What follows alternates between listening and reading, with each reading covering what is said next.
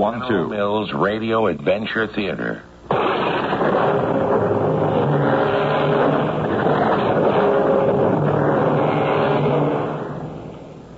Welcome.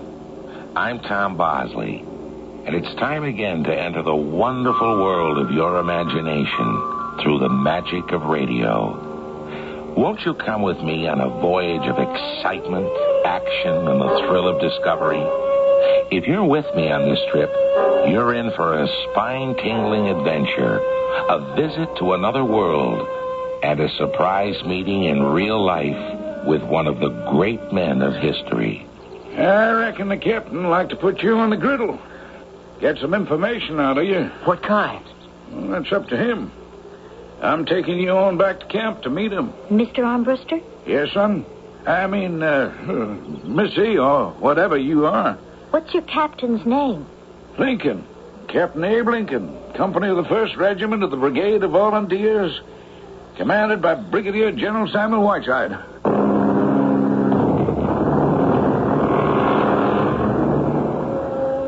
Our adventure story, With Malice Toward None, was written especially for the General Mills Radio Adventure Theater by Ian Martin and stars Skip Hinnant and Mary Flersham.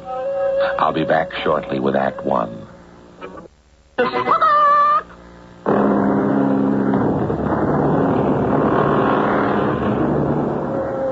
Mention time travel, and what do you think of? Well, I know what I do. Automatically, I think of hurtling into the future. I think of cruising the vast sea of space in search of unknown worlds. I think of opening new channels to whole new galaxies and discovering the world of the future. But time isn't a one-way street. It reaches not only into the future, but into the past as well. Quiet, Possum. You hush up now. Stupid name you gave that old hound, Jeff. Oh, he just doesn't like caves is all. He knows where we're going. He doesn't sound much happier about it than I do. Where is this cave, anyway? Right there, Judy. Right where? There. Where? Can't you see, for Pete's sake, where I'm pointing? All I see is a big old cliff and scrub pine and bushes and things. If the way into your cave is hiding behind them, it must be awful small. It is. That's what I've been trying to tell you. You got to crawl in, and then, man, it really opens out. I don't know that I'm so anxious to go this route. Oh, come on, Judy. I brought all the equipment and stuff, so this time we could really explore it. Beats me why you had to wish it on your sister. Why? You scared? What's to be scared of? So, okay, grab your share of the gear and let's get packing. My name is Jeff Jones. I live in Center Corners, Illinois, some west of Chicago and just east of the Mississippi. I'm a senior at Keg High School, and my sister Judy is a junior. She's pretty smart, straight A's and like that, especially in history. Me, I just about cut it so I keep eligible for football. But I'm kind of into archaeology and like that. And this cave I dug up, I don't know. It's just something I got to go all the way with. See what it's about and where it goes. So here we are. Possum! Knock it off, will you, Possum? You have to squiggle in through that little hole in the rock? Sure. What about all this gear? We don't have to take it all. Here, flashlight for you. I have one. Candles? Candles? Back up. It might be wet in there or something. Matches. What's this? A ball of string. Tie it off after we get in and unroll it with us so we know the way back. Come on. Let's get on with it. I'm going to go in feet first because I'll have to drag all the gear in after me. What do I do? As I kind of wiggle in, once I get far enough, just you pass the junk in after, okay? Possum seems unhappy, but it's okay by me. Do I follow? Well, sure. That's the whole point. In his own way, Jeff's a kind of a loner, like this cave pit. You wouldn't think such a big hulk could be a dreamer, but that's what he is. Like he'd like to be Jacques Cousteau or an astronaut or something. The narrow little tunnel we were crawling along wasn't much bigger than a sewer pipe and a lot more uneven. I was very scared, but I didn't dare let on to Jeff. Hey, come on, Judy, move it. Jeff, you sure this is safe? Sure. This passage has been here for about 1 million years. Maybe 1 billion. I don't think I want to go any further. What's the matter? You scared? Oh, yes. I mean, I feel so hemmed in. It's hard to breathe. All in the mind. You should be a lame brain like me, and you wouldn't have problems. Jeff, you all right? No sweat, Judy. I just backed into the main cave. Boy, it's bigger than I remember. Well, before you get too carried away, could you get me and the equipment out of this bottleneck? Oh, I'm sorry. Hey, give me this stuff. Yeah, I got it. You want a hand? Oh, I could use some help. Yeah, here. Wait till I get my flash on. There. Here you go. Now, how do you feel? Oh, I guess like a champagne cork after the bottle is opened. Hey, wait till you see this place. It's bigger than a cathedral. You don't even need the flash. There's some light in here. Hey, where does it come from? Oh, way up there. About 60, 70 feet. There's some kind of fault in the rock lets in some light. It's very faint. And among all the shadows, What's that? Bats. It's the flashlight. Turn it off, stupid. Oh, yeah. They frighten you? They give me the creeps. Hey, we sit quiet a moment, they'll settle again. Fantastic, huh? It's like the inside of a pyramid. You can sit here with just a little bit of light sneaking in. It's like moonlight. And you could be anywhere in time. Just look. It's like sculpture. All those stalagmites hanging from the roof. Stalactites. Huh? Stalactites. They hang. Stalagmites stick up. Like those sort of pillars over there. The hundreds of thousands of years. Millions, I guess, it took for them to form. Jeff? Huh?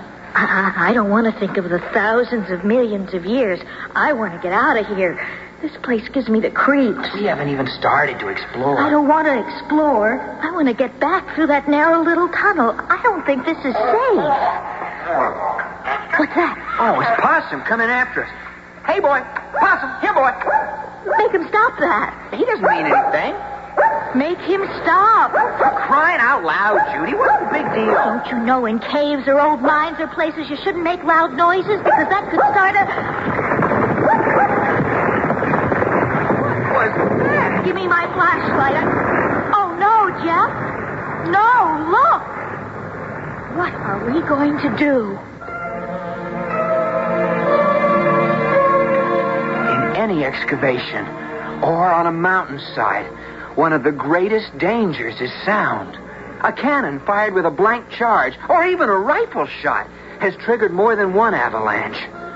Poor Possum. His barking and howling was to warn us.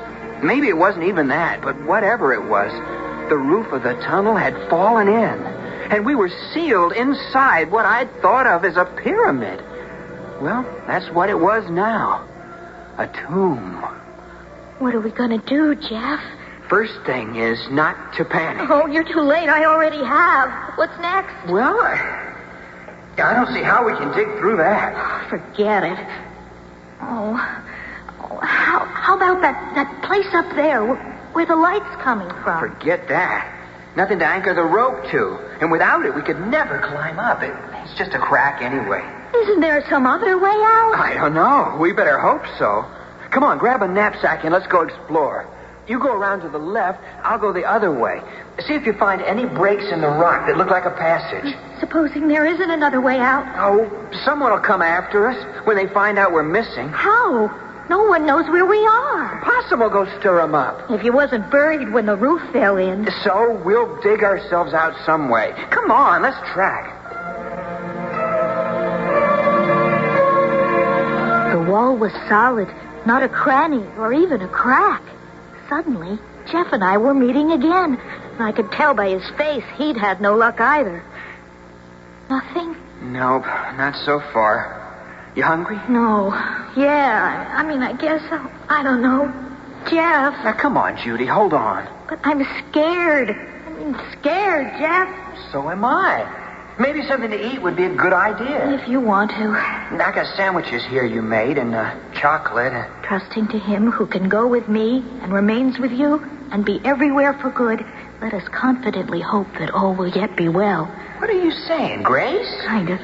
I never heard that one before. We were studying about him in class. Who? Abraham Lincoln. He said that in his farewell address at Springfield after he got elected president.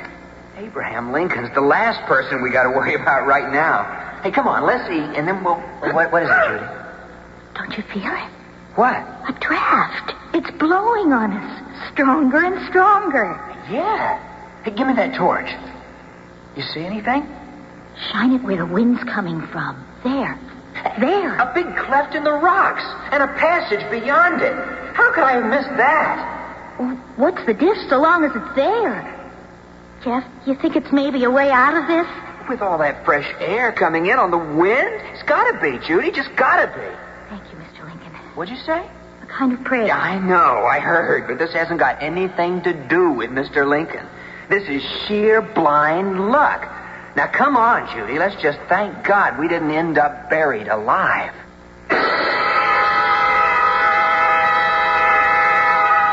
Claustrophobia. A big word that means being shut in, finding it difficult to breathe. Like Jeff said, the feeling of being buried alive. I guess at some time you may feel it.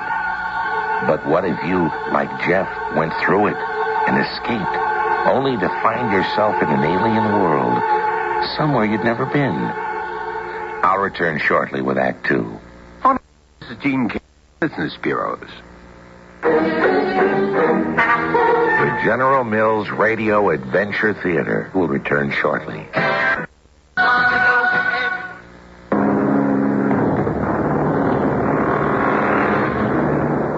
Now let's see, where were we? Oh, yes, at the edge of discovery. Jeff and Judy are facing a crevice beyond which a twisting, tortuous passage reaches away into darkness and mystery. And where it leads to doesn't matter anymore, because this represents escape from the tomb of the cave into which they are locked by the landslide. And so, beckoned on by the fresh wind that blows in their faces, promising freedom, our two trapped young people fight their way towards the fresh air. How far have we come? Oh, let's see. Checking my ball of string. I tied it off when we came into the passage, and it's 2/3 gone now. That means, about half a mile. Oh, we've been climbing. That means we ought to come out pretty near on top of Old Baldy Mountain. Yeah. Ready to go on? Yeah, come on. Let's hike. Hey, look. Yeah, sunlight, daylight, the light at the end of the tunnel. Oh, we made it. I wonder where we are, where we'll come out.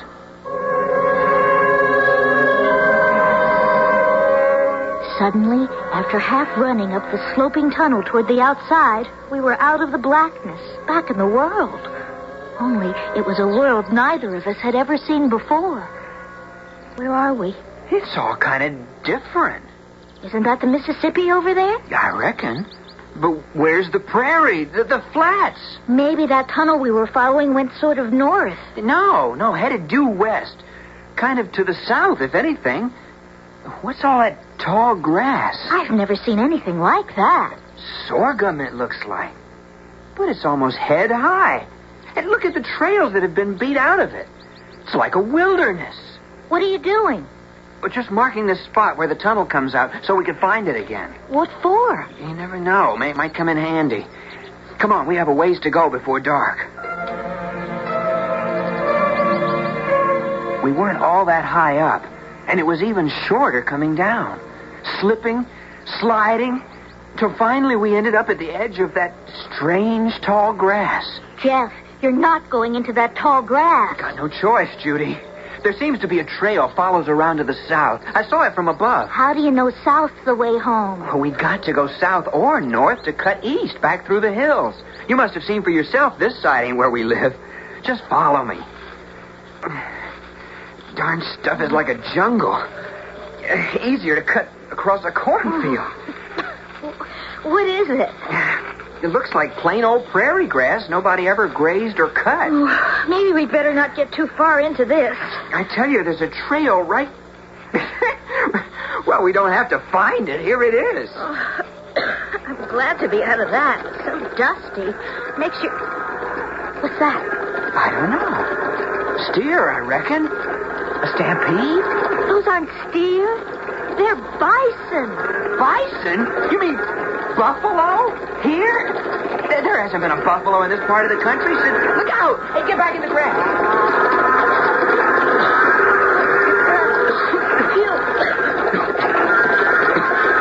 Dude, can you believe what you saw? No. Buffalo. Like you see in the Natural History Museum. And live. There must have been at least a couple of hundred. And this tall grass. Judy, where are we?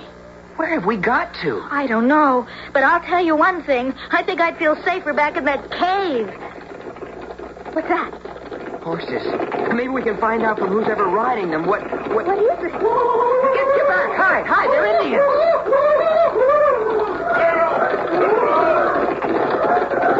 Did you see them? I sure did.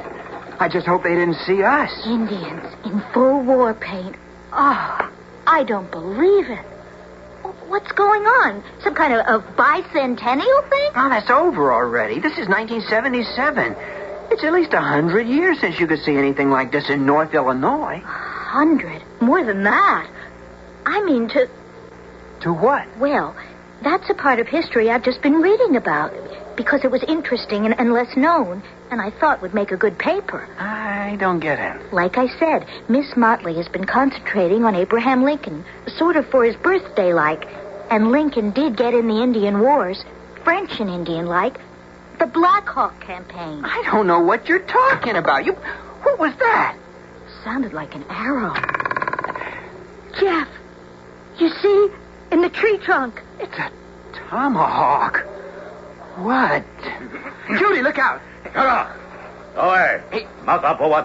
Don't hurt him, please. Please, Mr. Redman. What's your name? I'm Judy Jones. This is my brother, Jeff. All men, brother, till white man come. What does that mean? I don't know. Keep still, I guess. Nawatan. Hikagume. Kaman piyoti timakamo. What are you going to do with him? Jeff. Take it easy.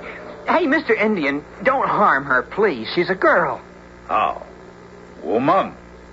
Why she wear pants? Well, that's what we wear, blue jeans, girls and boys.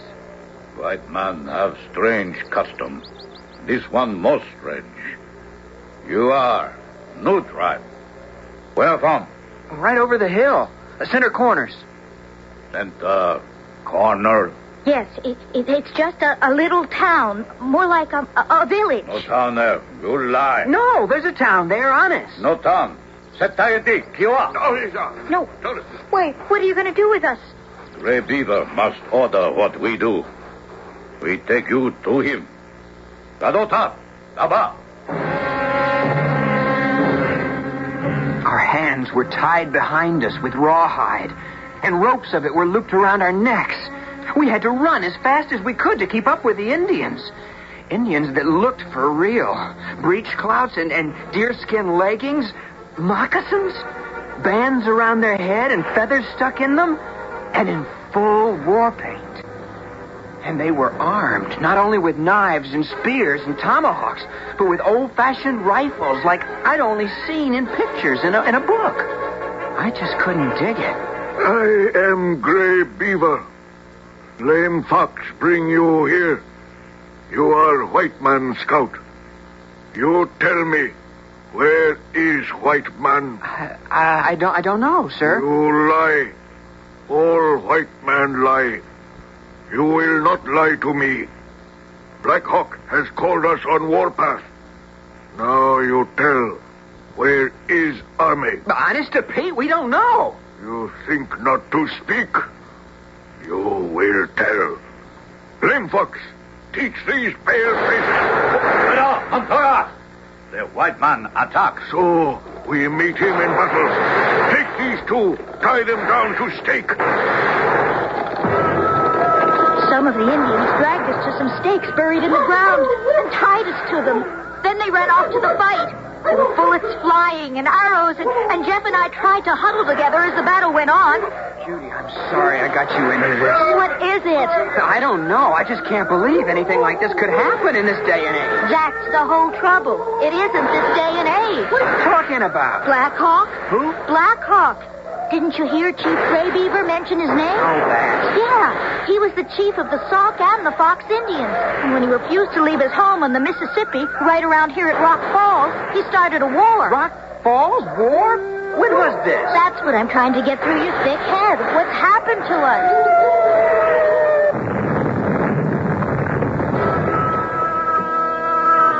Starting with that cannonball, or whatever it was, that smashed into the big house we'd just been dragged out of, and setting it on fire, the next hour was something I don't ever want to live through again. Bullets were pouring into the compound, while the Indians fired back. And tied up as we were, Judy and I couldn't do anything but pray none of them hit us. Finally, the Indians took off, and a bunch of men on horseback wearing funny hats and waving swords went chasing after them. They were followed by some guys dressed up sort of like Daniel Boone.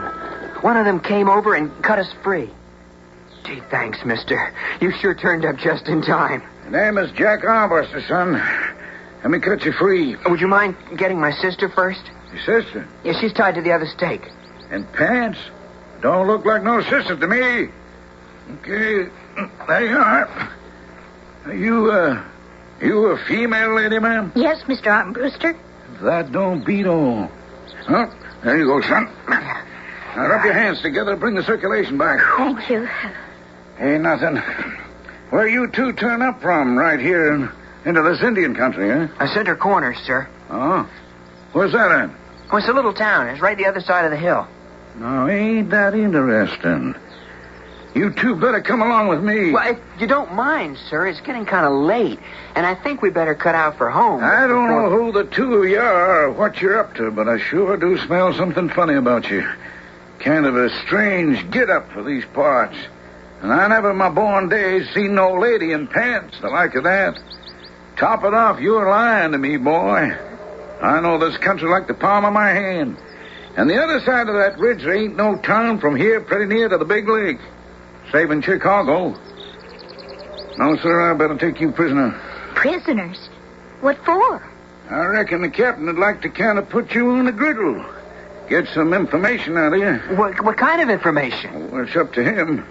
Now, come on, I'm taking you back to camp to meet him. Mr. Armbruster? Yes, son? I mean, Mom, or whatever you are. What's your captain's name? Lincoln. Captain Abe Lincoln, of New Salem, Indiana. They say it's a small world. But what can account for the accident that led Judy and Jeff into the early days of none other than one of our greatest Americans? Somehow, in that strange cave, these two young people have managed to lose almost a century and a half. Unless, of course, this is just a dream from which any moment they may wake up. I'll return shortly with Act 3. The General Mills Radio Adventure Theater will return shortly.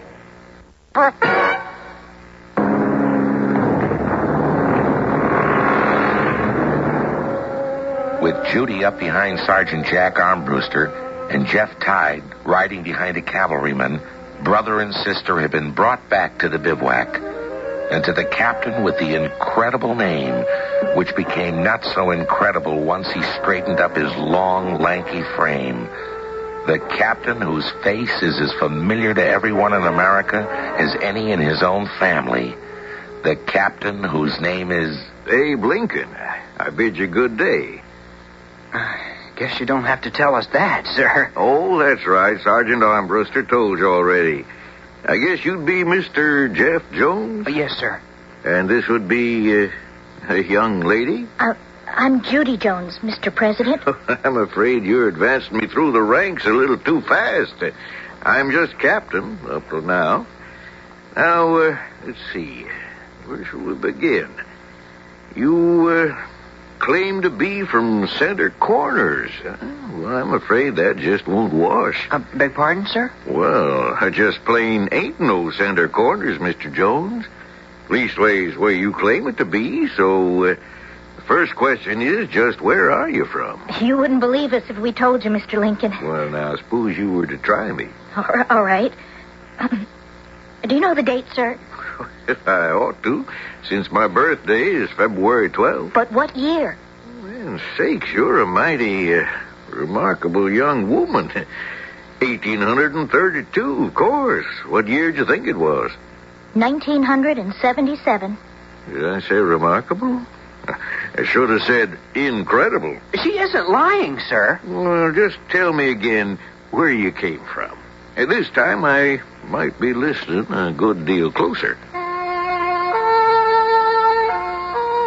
So I told Mr. Abraham Lincoln about the cave and possum and exploring it and the rockfall. But I sure couldn't explain how we started at one end of an underground passage in the 20th century and ended up coming out the other end in the 19th. Round my circles, I'm considered a pretty fair storyteller, but I sure gotta take a back seat to you two young'uns. You don't believe us. Would you, if I was spinning the tale? Let's level with each other. You claim to have crawled back out of the future. I'm to believe that you and your sister represent what's going to happen 3 full generations after I'm moldering in the grave? You don't ask much. I gotta say that for you. Suppose we could convince you. Try me. I hope I get it right.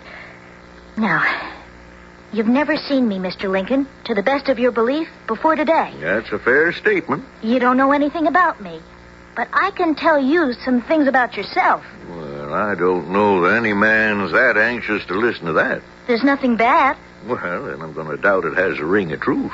You judge that. You were born in 1809. Your father was Thomas Lincoln and your mother Nancy Hanks. You grew up in Kentucky, but you moved more than once till you ended up in New Salem, Indiana. You were running a store there when you ran for state legislature, only you weren't elected. That's true enough. There was a job as postmaster, which you could have had, but instead you enlisted to fight in the Black Hawk War. Well, that's for sure, Missy. Just where I am now and wondering why I ever did. I ain't fired a shot yet in anger, and I keep hoping I never will. You won't. Beg pardon? I'm just telling you what is, Mr. Lincoln. Or what was. It's the second part of that statement worries me. Any more? A lot. Captain Lincoln, Yes, Missy? why don't you come with us? Well, now, where would that be? Why, back to our century, where you'd be safe. Safe? She means you wouldn't be, Wouldn't be what? Oh, it's so hard to tell you what we wanted. Well, I reckon most you just want to go home. You say the other side of the hill. Tell you what, we'll ride there tomorrow morning, and once you find your path home, you can go. It had to be a dream, or wasn't it? That I was talking to a man who was like, a sort of God. A man who didn't know what the future held for him, but I did. What to say to him, how to talk to him. And then there was this other thing. He held our future, Jeff's and mine, in his hands. Because if we didn't get back to our own place in time, we just didn't belong. All right, young'uns. I brought you here the other side of the hills to help you find where you wanted to go, but there ain't no place, is there? it's all different. You can't find anything in the bullgrass. You think we're just sick in our No, minds. I didn't say that. It's what you think all the same. You think we ought to be locked away somewhere as crazy. Well, now we're going to show you some proof we're where we say we came from. Jeff, show him your wristwatch. Huh? Oh, sure. Here, sir. Well, that's very interesting. Very interesting. Not much like my old turnip. It's got an extra hand. That's the stopwatch. Stopwatch? Counts off and measures how much time it takes to say something. Well, like 87 years ago, our fathers brought forth on this continent a new nation conceived in liberty and dedicated to the proposition that all men are created equal. See? Just 13 seconds to say it. It's amazing, all right. But the words, boy, the words, what are they? Words you said, Mr. Lincoln. I mean, that you will say. I don't know how to reply to that. I don't know exactly how you could, sir. I'm just trying to make you understand us. We're what comes after you. A long time after. I'm confused. Well, Judy's just trying to explain that we're two people out of our time who want to go back home and don't know the way. I think I know how I can prove it to you all the way, Mr. Lincoln. Jeff, you got a $5 bill? You kidding? Why? Because it has his picture on it. That's right. And I don't even have a Lincoln penny. But there must be something. Oh, hey, I got it. Just let me see here. What are you looking for? The envelope Uncle Josh's letter came in last week. I saved it because Buzz collects stamps. Yeah, here it is.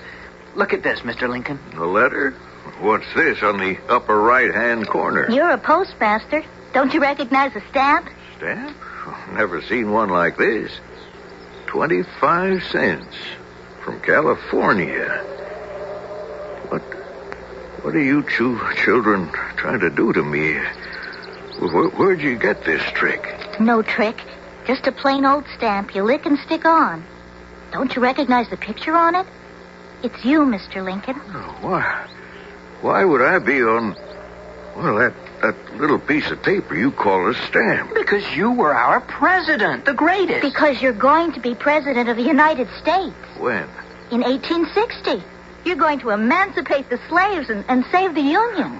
What are these words around my head? Of the people, by the people, for the people. You don't know? How can he, Jeff? He hasn't lived that yet. It's the last part of your Gettysburg Address. Gettysburg? It's the battle that won the Civil War and brought peace. And you said that this nation, under God, shall have a new birth of freedom. So that government of the people, by the people, for the people, shall not perish from the earth. I've been studying you in high school. Well, I like those words. Well, come on, children. Let's get back to camp and study how to find where you're going and what your destiny is. I have a feeling it's somehow tied up in mine.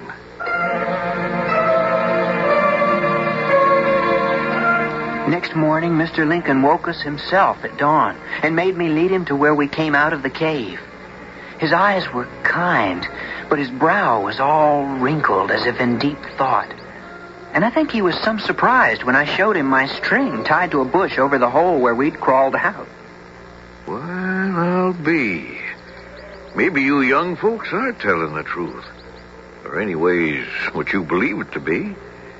And you say this cave goes right through the mountain, but it's stopped up by a rock fall on the other side? That's right, sir. Well, then if that's true, I reckon your pa is digging for you right now.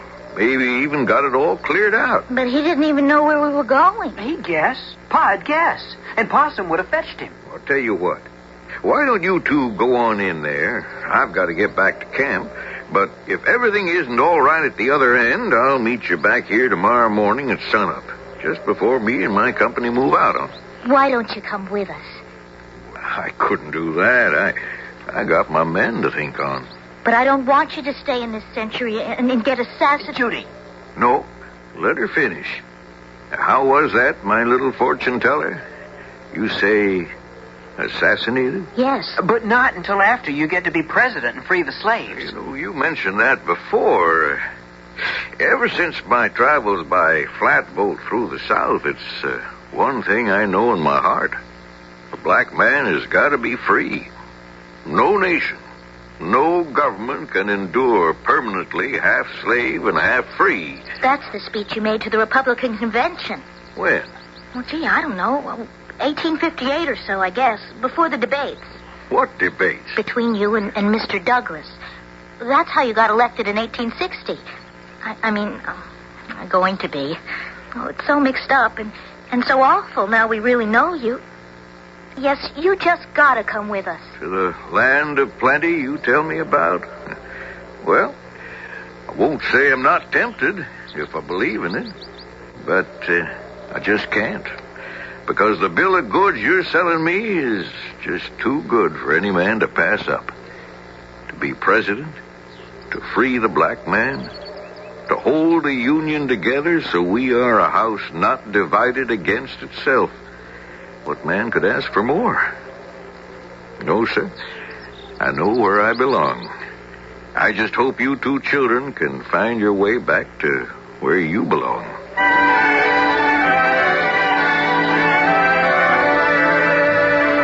It seemed a long, long journey down the twisting corridors of the cave, back to where the adventure all began. We were both depressed and kind of sad, but that quickly disappeared when we could hear the sound of a rescue party beyond the rockfall. Too far to reach by voice, but enough to reach by the sound conducted through the rock. Hello? Hello? We're here. It's Pa, or someone. Judy, we're going back home.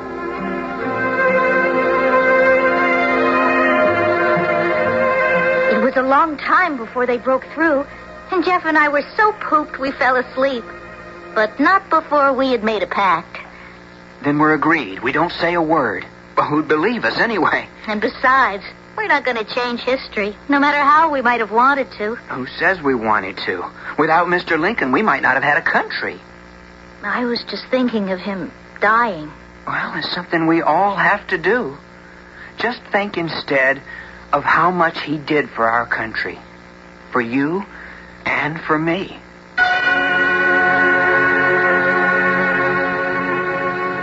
Within a couple of hours, they had broken through, and we were safe at home with our secret, which we've never told till now. I wonder if I should have tried to tell Mr. Lincoln the things I did. Wasn't it terrible to tell a man his death was written for a certain date? Wouldn't it haunt him? I just hope I didn't do wrong. I know that every time now I look at his face, in all the places it appears, that gentle, kind face. I wonder if maybe I was the one who gave him the haunted look, knowing he was to die from an assassin's bullet, because of his belief that all men are equal. I know that kind face will haunt me all my life.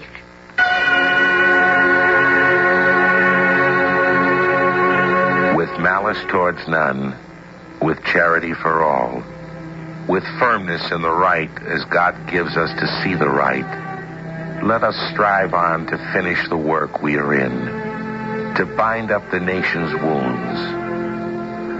What better way to say the end to any story?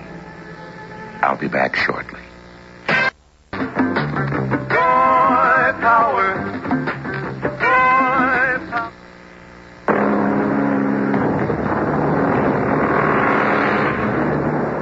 Abraham Lincoln, 16th President of the United States, born February 12th, 1809, died from an assassin's bullet April 15th, 1865. A gentleman, a humble man, a great man, but a man of no pretensions. Perhaps the finest measure of the man was his own statement. He had a dream in which someone in a crowd recognized him as the president and said, "He's a very common-looking man." Whereupon Lincoln replied, "Friend, the Lord prefers common-looking people. That's the reason he made so many of us." Made a monkey out of me.